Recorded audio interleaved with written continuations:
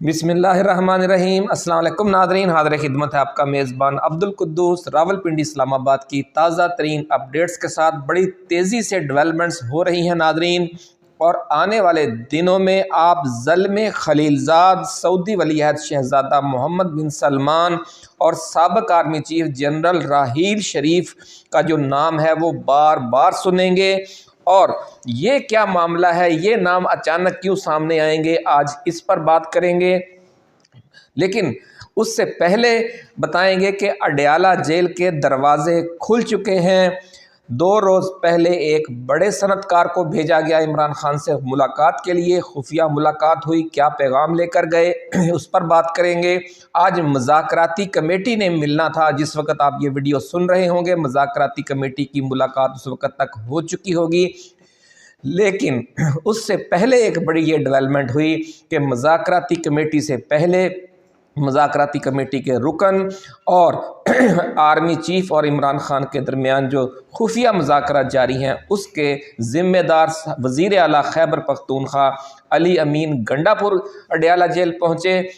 हंगामी तौर पर, और 1 घंटा 12 मिनट की इमरान खान के साथ 1-on-1 मुलाकात की मुज़ाकराती कमेटी की मुलाकात से पहले।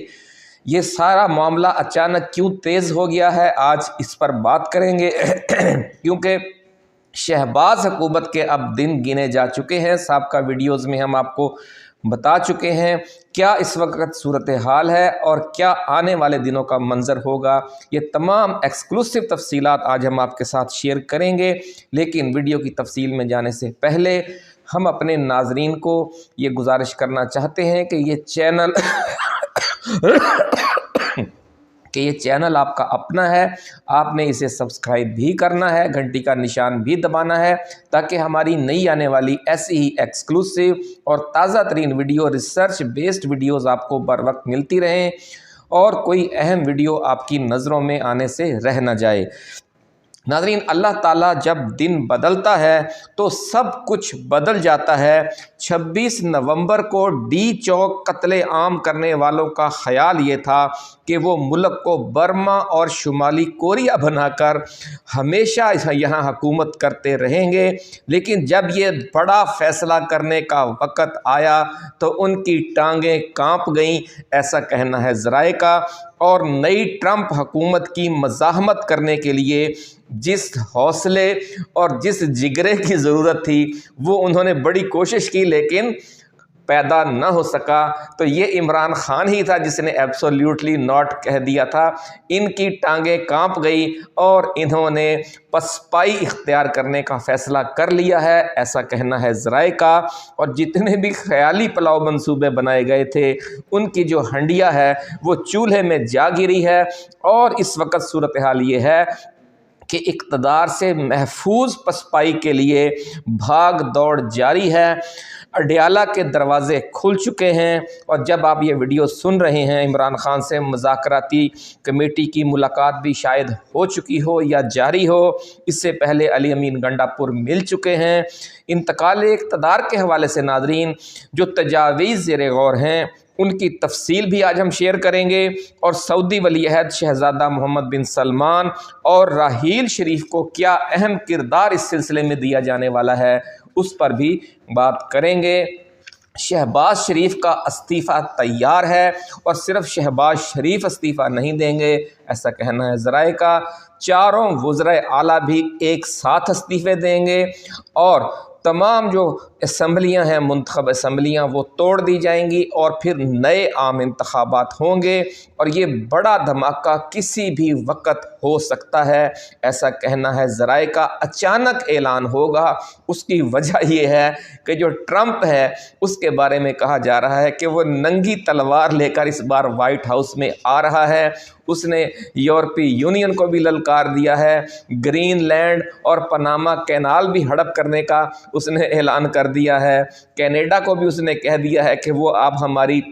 51वीं रियासत बन जाएं, रियासत हाय मुत्तहिदा अमेरिका की। रूस के साथ और मशरक़ वस्ता के साथ जो जंगें जारी हैं उनके हवाले से भी बड़े बड़े फ़ैसले होंगे।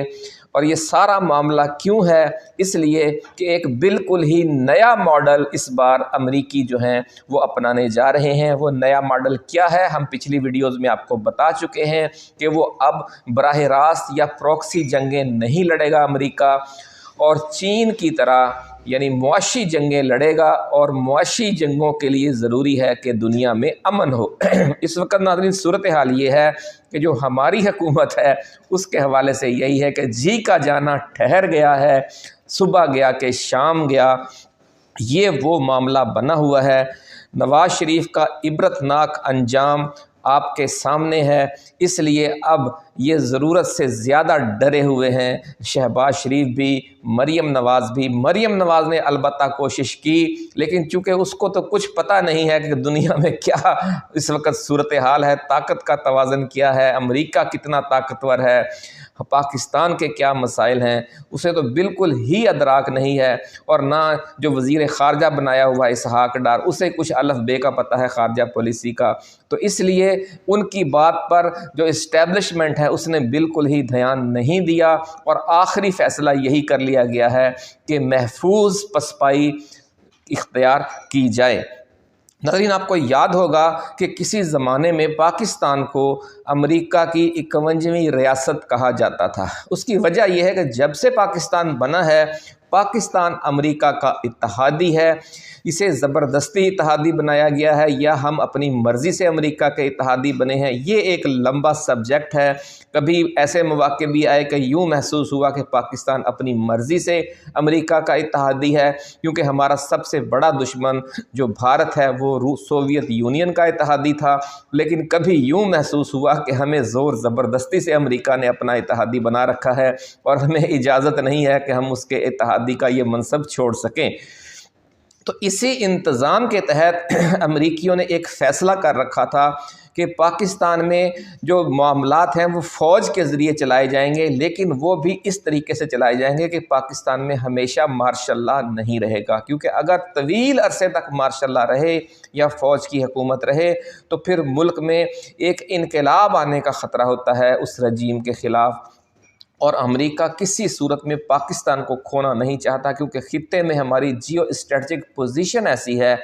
کہ اگر امریکہ یہاں سے نکل جاتا ہے تو اس پورے خطے میں طاقت کا توازن درہم برہم ہو جاتا ہے، اور پھر اسے جا کر مشرق وسطیٰ میں بلکہ اسرائیل تک راستے میں اس کو کوئی ٹھکانہ نہیں ملے گا اگر وہ پاکستان والا مورچہ چھوڑ کر اسے جانا پڑتا ہے، اسی طریقے سے جیسے کہ ایران سے اسے چھوڑ کر جانا پڑا تھا۔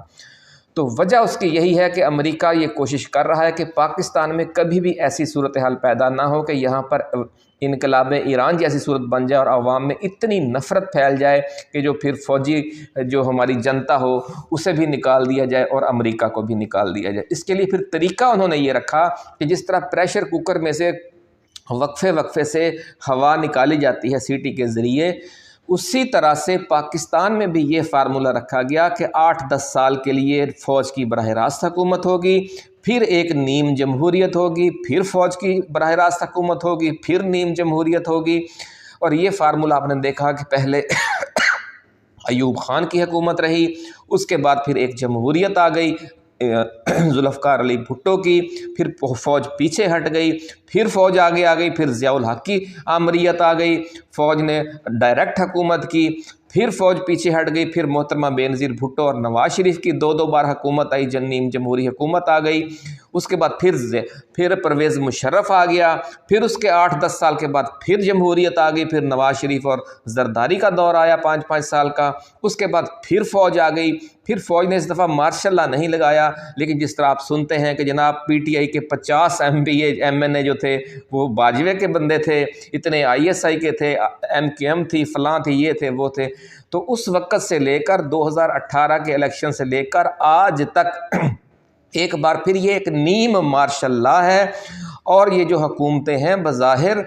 بھلے وہ نون لیگ کی ہو یا سابق PTI کی ہو، اس میں خود فوج کے لوگ بہت بڑی تعداد میں ہیں، جیسے کہ آپ نے دیکھا کہ پرویز خٹک ہے، اب محمود خان ہے، عثمان بزدار ہے، علیم خان ہے، جہانگیر ترین ہے، جو PTI کے بھی جو مین ساری لیڈر تھی وہ اصل میں عمران خان کے ساتھی نہیں تھے، وہ فوج کے لوگ تھے۔ تو اب جو اسی فارمولے کے تحت اب ایک بار پھر جمہوری دور آنے والا ہے، اب فوج پیچھے ہٹ جائے گی۔ آپ کو یاد ہوگا کہ جب نفرت زیادہ بڑھ جاتی ہے، جیسے سانحہ جو لال مسجد ہوا تھا یا پرویز مشرف کے دور میں جس طرح کی سختیاں کی گئیں، تو جب پھر پرویز مشرف کو پیچھے ہٹایا گیا اور کیانی کا دور آیا 6 سال کے لیے وہ رہے، تو اس دوران فوج پیچھے ہٹ گئی تھی اور بڑی پاورفل تھے جو سیاسی حکومت تھی۔ تو اس بار بھی یہی کہا جا رہا ہے کہ اب یہ جو نگران حکومت آ کر الیکشن کروائے گی، اس کے بعد فوج پھر خاصا پیچھے ہٹ جائے گی، کیونکہ فوج پر بہت اس وقت سمجھ لیں کہ دباؤ ہے کہ وہ اپنی ساکھ کو بہتر کرے۔ اپنی ساکھ بہتر کرنے کے لیے فوج اب آنے والے دنوں میں کیا کرنے جا رہی ہے، راحیل شریف کو کیا کردار دیا جا رہا ہے، یہ بھی آج کی اس ویڈیو میں ہم آپ کے لیے لے کر آئے ہیں۔ تو ناظرین، ایک اور بڑی خبر یہ ہے کہ جو امارات کے صدر ہیں، انہوں نے باضابطہ طور پر حکومت پاکستان سے سفارت خانے کے ذریعے ناپسندیدگی کا اظہار کیا ہے اس متنازع تصویر اور ویڈیوز کے حوالے سے جو نون لیگ کے میڈیا سیل نے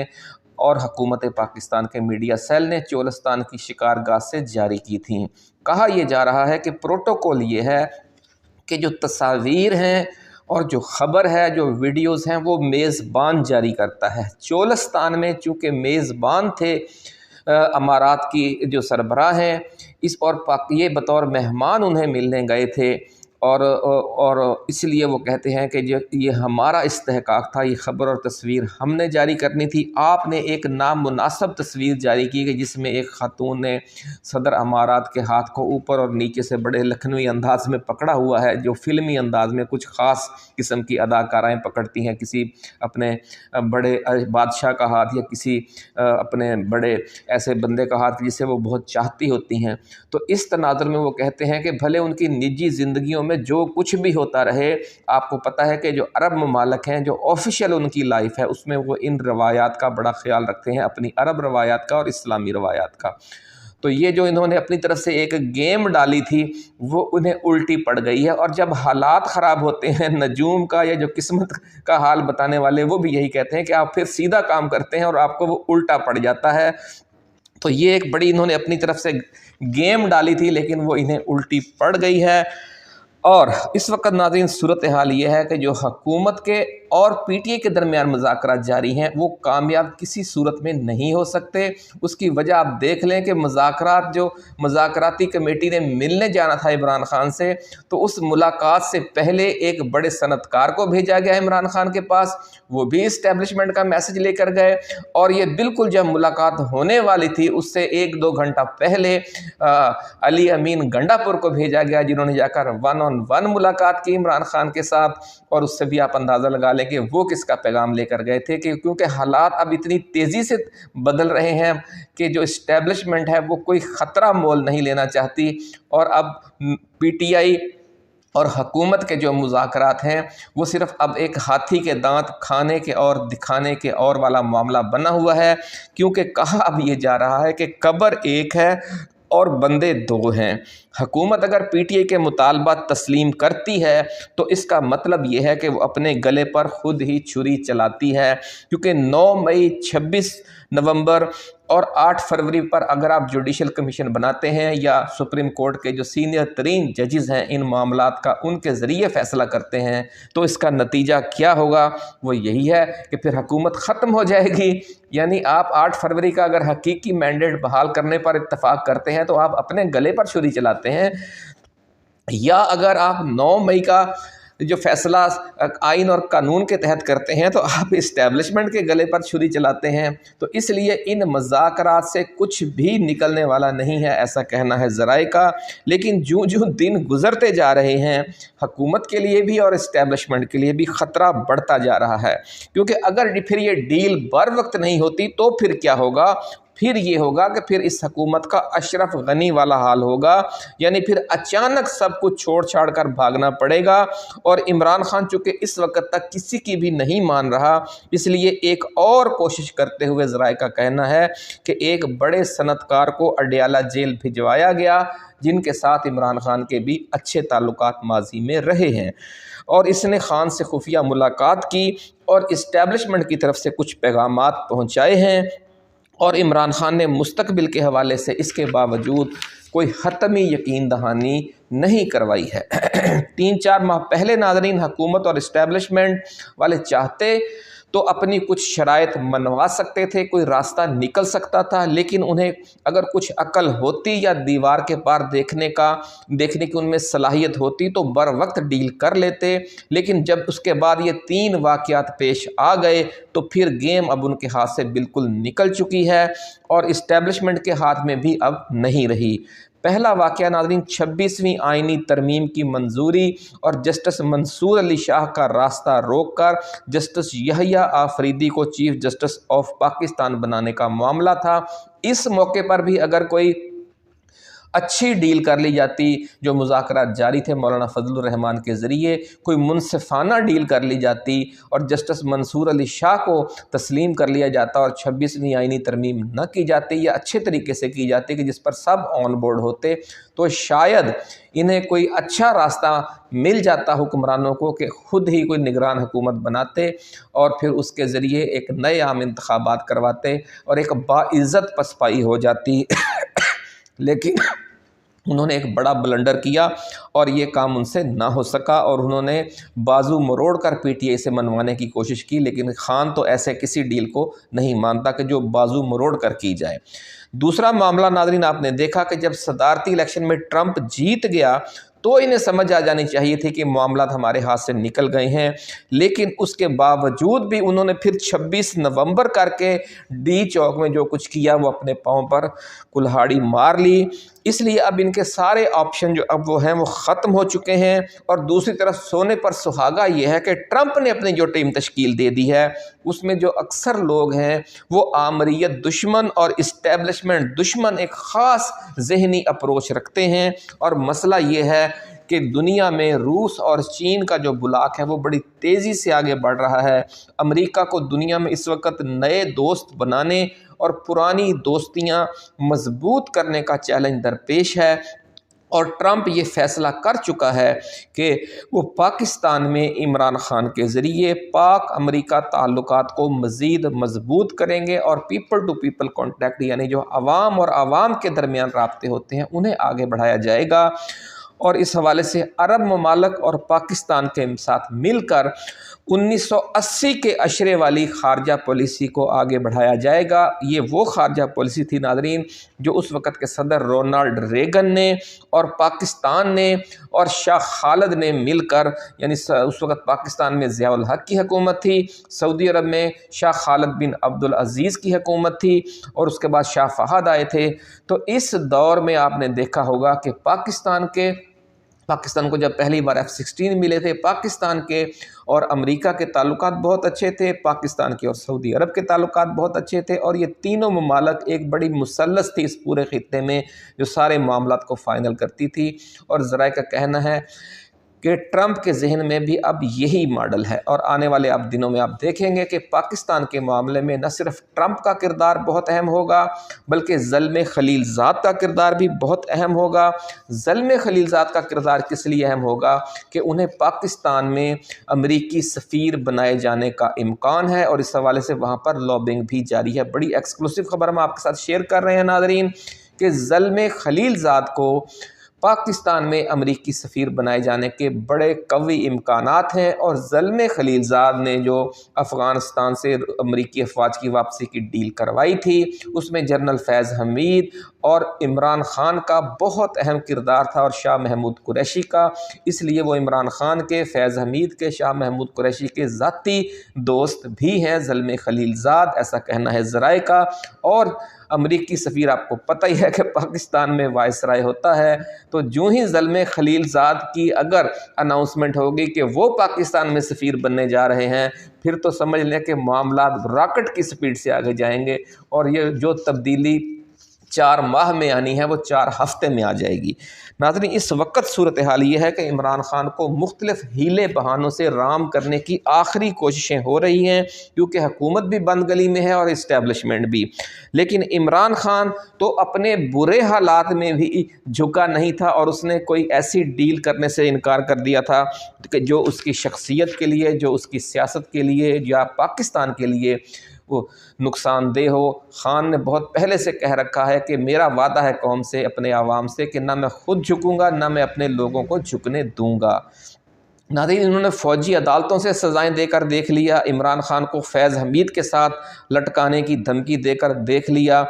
لیکن بات نہیں بنی۔ اب ذرائع کا یہ دعویٰ ہے کہ شہباز شریف کے ساتھ جو آرمی چیف کے تعلقات ہیں ان میں بڑی سرد مہری بڑھتی جا رہی ہے، اور اس سرد مہری کا جو آغاز ہے وہ اس وقت آیا تھا، پہلی دراڑ اس وقت پڑی تھی جب 26 نومبر کے قتل عام میں، جس میں حکومت پوری طرح منصوبے میں شامل تھی، لیکن اس قتل عام کے فوری بعد شہباز شریف نے اپنی طرف سے بڑی چالاکی کرتے ہوئے یہ بیان دے دیا تھا کہ جناب میں آرمی چیف کا شکر گزار ہوں کہ انہوں نے احتجاج کو ختم کرنے میں بڑا کلیدی کردار ادا کیا ہے۔ یہ ناظرین ایک طرح سے خود وقت کے وزیر اعظم کی طرف سے